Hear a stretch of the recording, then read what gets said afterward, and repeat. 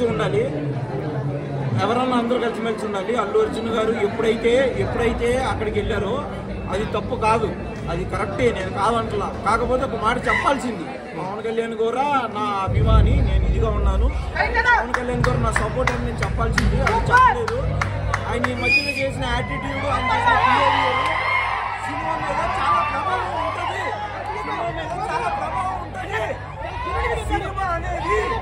Cinema అనేది ఒక mega family వల్లే అల్లు అర్జున్ అనేది హైలైట్ అయ్యారు.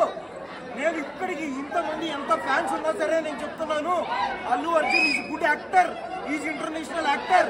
బట్ ఎక్కడి నుంచి వచ్చాం, ఏ మూల నుంచి వచ్చాం, ఎవరి నుంచి వచ్చాం అనేది అల్లు అర్జున్ గారు గుర్తు పెట్టుకోకపోతే ఈ సినిమా అనేది ఫ్యూచర్ లో చాలా దెబ్బతింటుంది. ఈ సినిమానే కాదు, తర్వాత సినిమా అనేది చాలా దెబ్బతింటుంది. ఇంటర్వ్యూలో మా తాతయ్య వారసత్వం అందుకున్నానని చెప్పాడు.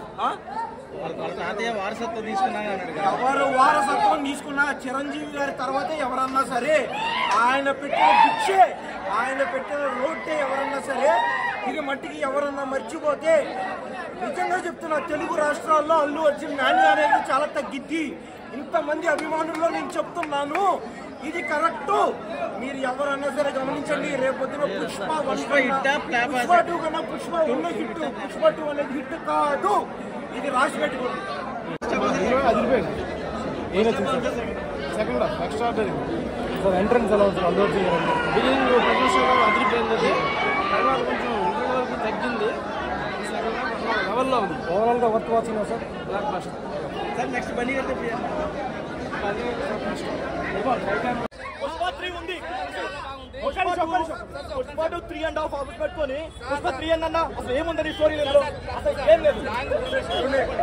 వాళ్ళ అభిప్రాయాలు చెప్పారు.